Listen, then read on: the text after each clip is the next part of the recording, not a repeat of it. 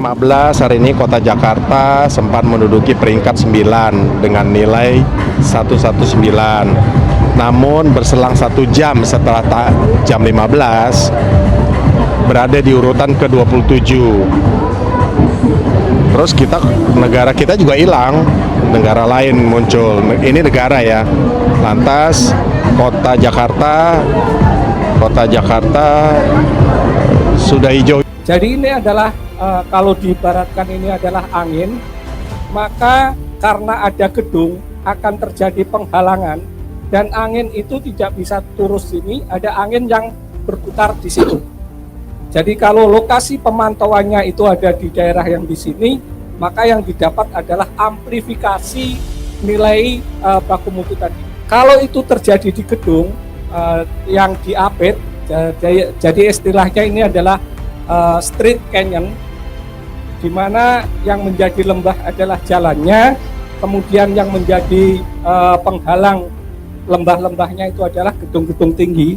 Maka yang terjadi adalah angin itu tidak bergerak kemana-mana, berputar di mana-mana, sehingga ini yang disebut dengan sini yang meningkat sekian kali dari base-nya. Jadi kalau di luar kota barangkali cuma di sini, tapi karena ada efek kendaraan bermotor yang ada di sini, kemudian tidak bisa bergerak kemana-mana, maka konsentrasi pencemarnya meningkat bahkan bisa 10 kali dari kondisi yang ada.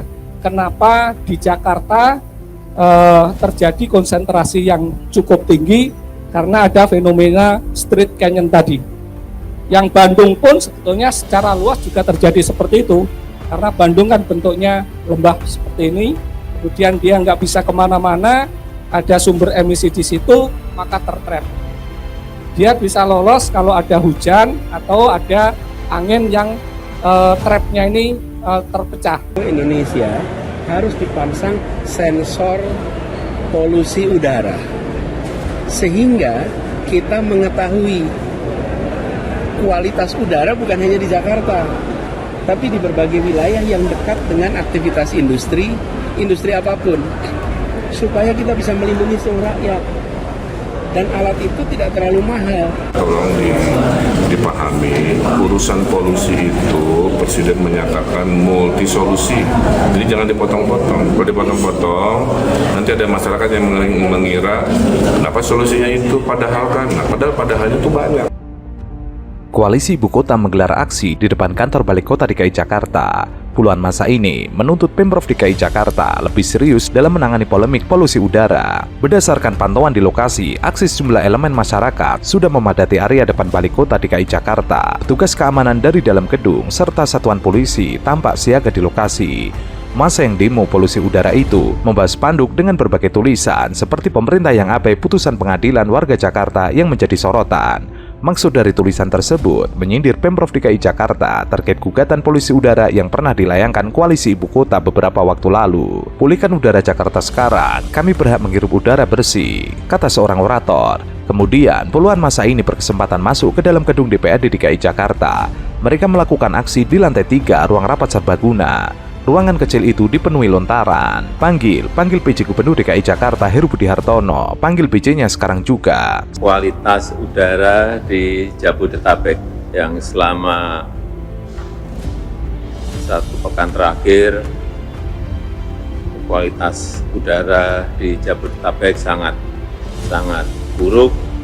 Tanggal 13 Agustus 2023 ya, kemarin indeks kualitas udara di DKI Jakarta di angka 156 dengan keterangan tidak sehat. Memang terdapat beberapa faktor yang menyebabkan situasi ini, antara lain kemarau panjang selama 3 bulan terakhir yang menyebabkan peningkatan konsentrasi polutan tinggi serta pembuangan emisi dari transportasi dan juga aktivitas industri di Jabodetabek, terutama yang menggunakan batu bara di sektor industri manufaktur. Memiliki beberapa catatan yang perlu menjadi perhatian seluruh kementerian dan lembaga terkait. Yang pertama, jangka pendek. Dalam jangka pendek, secepatnya harus dilakukan intervensi yang bisa meningkatkan kualitas udara di Jabodetabek lebih baik. Kemudian juga rekayasa cuaca untuk memancing hujan di kawasan Jabodetabek dan menerapkan regulasi untuk percepatan penerapan batas emisi Euro 5 dan Euro 6 khususnya di Jabodetabek. Kemudian perbanyak ruang terbuka hijau dan tentu saja ini memerlukan anggaran, siapkan anggaran. Dan jika diperlukan, kita harus berani mendorong untuk banyak kantor melaksanakan hybrid working, work from office, work from home, nggak tahu nanti dari kesepakatan di rapat terbatas ini.